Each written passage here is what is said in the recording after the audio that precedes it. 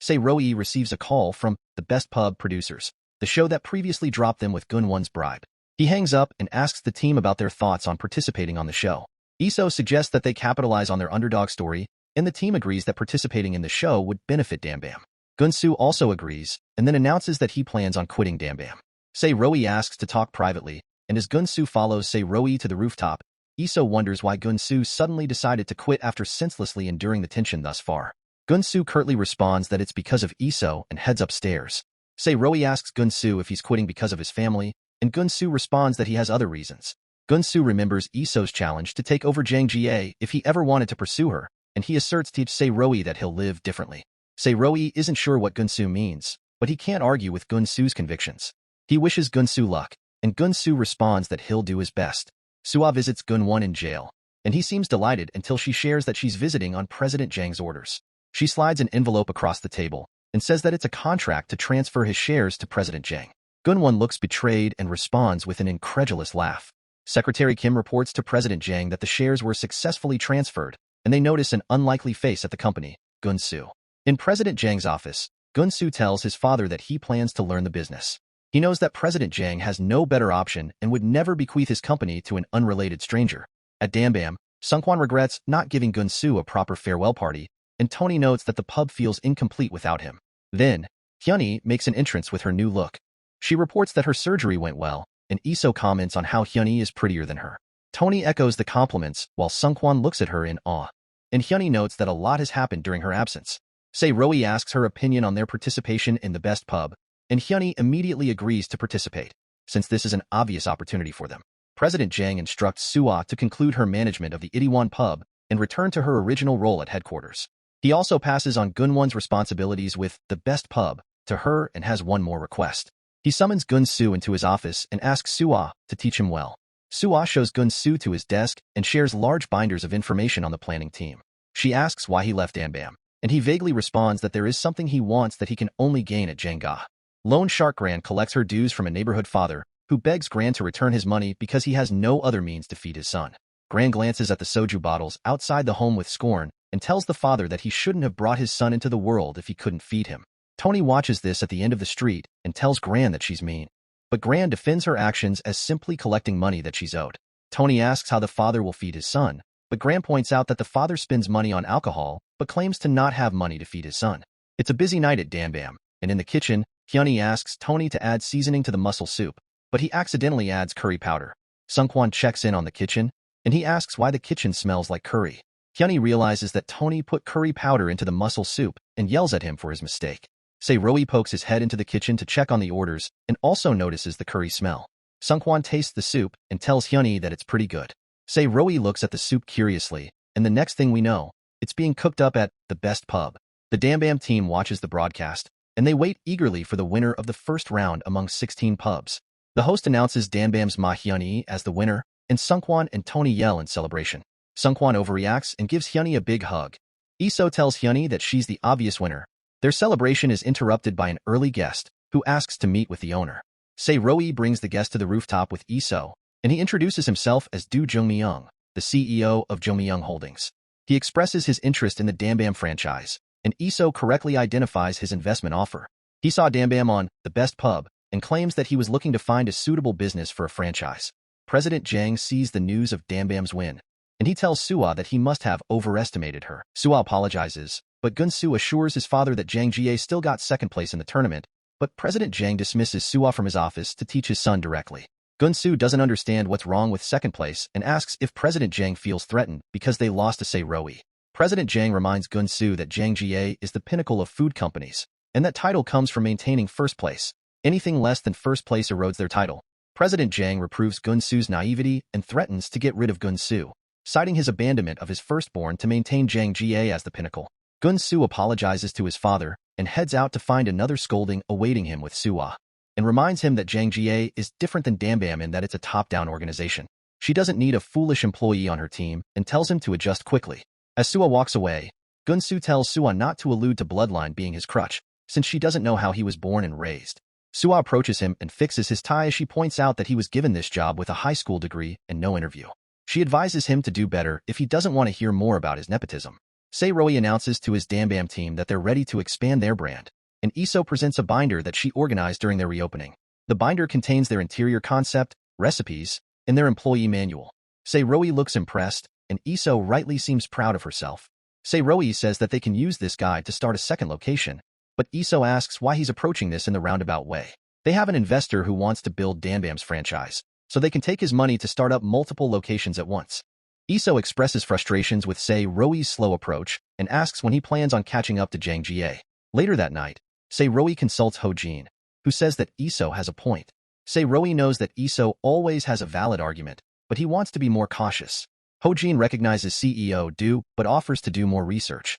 Roi then asks about something else he asked for, and Ho-jin gives him a set of documents for Tony's visa and to help him find his father. Iso answers a call from CEO Do about his investment offer, and he seems annoyed at Roi's lack of response.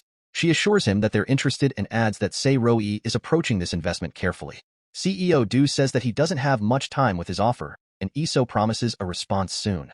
After she hangs up, she angrily asks Sungkwon where Roi is. Roi tapes posters on the streets, and we see that they're for Tony's dad. Roi returns to Dambam and accepts Gran's order, despite Iso's insistence that Gran can't just order a side dish. He hands Tony the documents for his visa, and Tony thanks him sincerely. Sungkwon notes how difficult it is for a foreigner to stay in the country, and Tony reminds him that he's Korean. Gran wonders where Tony is from, and when Tony responds that he's from Guinea, she seems shaken with recognition. Gran grabs a poster on her way out, just as the police enter the pub with a handful for the posters. The police officer received a report about the illegal posting of the flyer, and Roi apologizes as he accepts the fine. Roi apologizes for not being much help to Tony, but Tony is still grateful for his efforts. Sungkwon assures him that they'll all pitch in to find his dad. Iso asks Roi to talk. Gran walks in shock with the poster in hand. She seems to recognize the man in poster, but we don't know how just yet. Iso asks about Roi's consultation with Ho-jin, and he says that Ho-jin recognized the investment company. Iso acknowledges Roi's dedication to his people, but she reminds him of their priorities and the importance of timing with this investment offer. She accepts that she's just mean and heartless in comparison to him. Iso says that she'll follow whatever Roi decides, but she asks him to trust her. Roi asks if she's confident, and she confirms that she is. He decides that they should go ahead then, and Iso asks why he suddenly changed his mind. He says that he trusts Iso more than anyone and puts his arm around her. He apologizes for making her the villain under a dumb boss, and he tells her to set up a meeting with Junmyung Holdings. Before their meeting, Roi met with Min Young, who advised him to determine the value of his pub in order to stand his ground. In the meeting with CEO Do explains that he found interest in Dambam's connection with Jang Jie and admits that he knows about President Jang from his father, who was a former politician.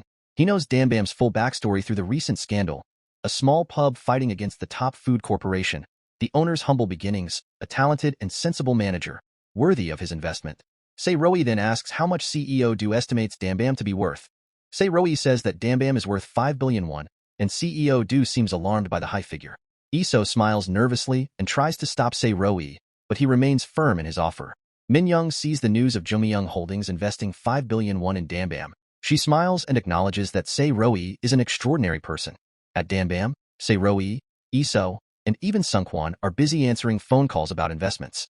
Iso and Roi meeting Ho-jin, who shares that Junmyung's lead investment has resulted in additional investments in others who are following Junmyung, so their total investment exceeds 10 billion won.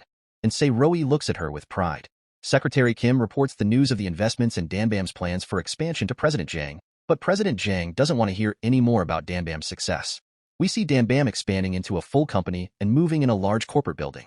They set up their offices and present their signature menu to their investors, and we see Roi running up alongside Namsan Tower as Dambam also moves up in the food industry. Lone Shark Gran runs into the poor father on the street and scolds him for buying alcohol again instead of food for his son. When she digs into his bag, she finds a briquette, which he intends to use for gas to kill himself.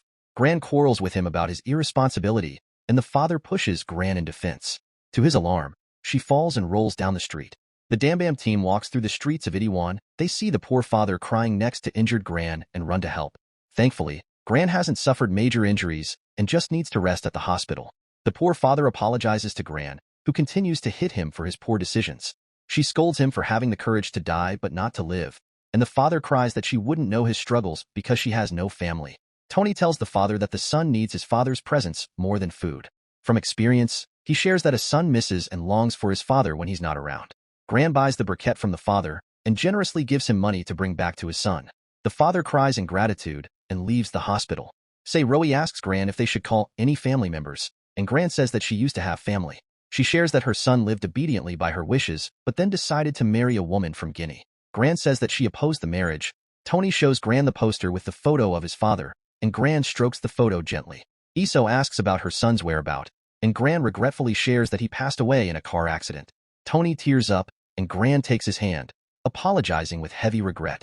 The Dambam team drive to the best pub competition. Iso says that he'll have less trouble staying in the country now. Se-Roi tells his team that they'll have to wait for Tony's decision on his return to Dambam and tells them to focus on their competition ahead. Suwa tells the Jangja competition participant that she found out the theme of the next competition, soup with no seasoning. She suggests fermented soybean paste soup, and he boasts that he can make a great soup. Gunsu marvels at Suwa's connections, and the chef says that he has lots to learn from Suwa. At the hospital, Tony slices apples for Gran, who asks if he hates her.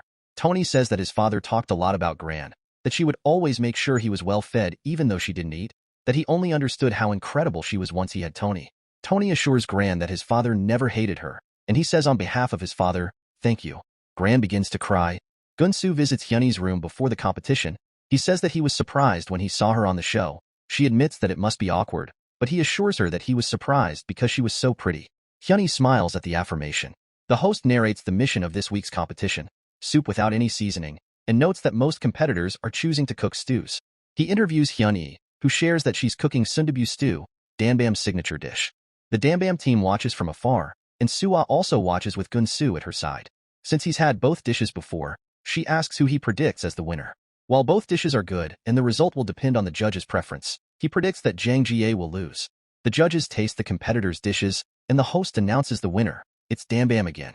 Hyunhee looks shocked, and the Dambam team celebrate their victory. Suwa looks surprised. After the competition, Jang Jie's chef hums as he enters the waiting room and asks why Suwa and Gunsu look defeated.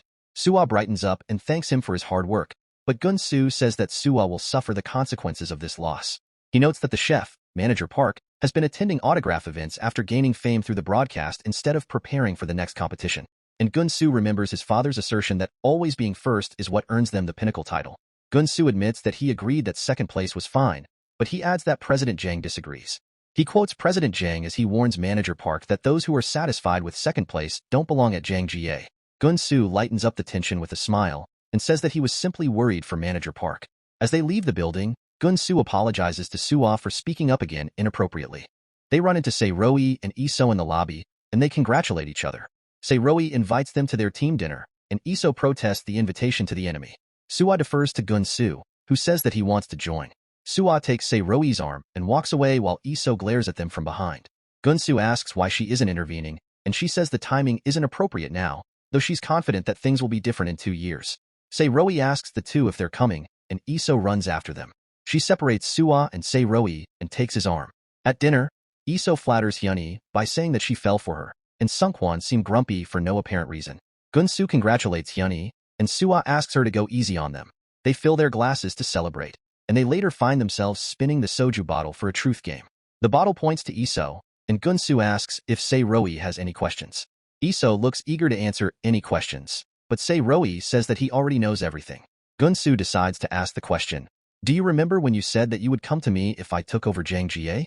Iso says that she does remember and tries to explain further, but the truth he wants to hear. Sunkwon teases them, but Iso denies that they're romantically involved and makes it especially clear to Se-Roi. They spin the bottle again, and it points to Se-Roi, much to the delight of Hyunhee and Sunkwon. Hyunhee asks about Se-Roi's first kiss, and both Iso and Suwa glance at him with interest. He responds that he's never had a first kiss, and both Hyunhee and Sunkwon look mortified on his behalf. Iso remembers kissing drunk and collapsed Se-Roi, and she smiles to herself. Next, Sunkwon asks about Se-Roi's relationship with Suwa, and Se-Roi honestly admits that he likes Suwa. Iso looks saddened by the response. Hyunhee notices her mood change. Gunsu asks if Se-Roi has been attracted to Iso as a woman. After a tense moment of silence, Se-Roi responds that Iso just a younger sister and business partner to him. Iso looks completely deflated by this response, and she tears up. She's known this all along, but somehow hearing it has made her cry. Sunkwon notices Iso's tears first and brings it to everyone's attention. Se-Roi sees her crying, and Iso quickly leaves in embarrassment. Hyunhee tells Se-Roi to go after her, But Gun-soo argues that he shouldn't, since going after her will give her false hope. And she turns to Se-roi to instruct him to follow Iso, since she's valuable to him. Se-roi heads out to find Iso. Se-roi chases after Iso and tries to bring her back inside, but she refuses because he doesn't have any affection for her. She says that her 2-year plan is ruined because of Gun-soo, so she says that she's falling back on plan B. She looks at Se-roi intently, her heart nearly bursting, and confesses, "I love you."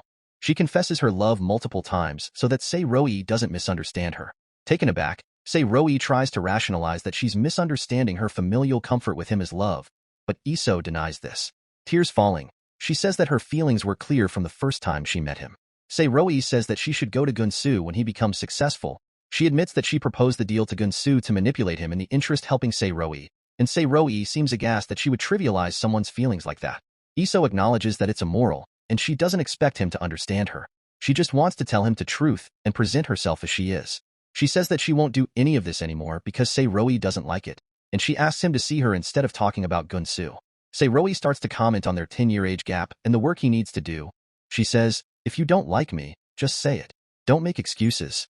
She asks him to answer if she'll never be the one, and a tense silence passes between them. Se-roi tells her point blank that they'll never happen. "Don't like me." Iso cries at this truth and runs off as it begins to snow.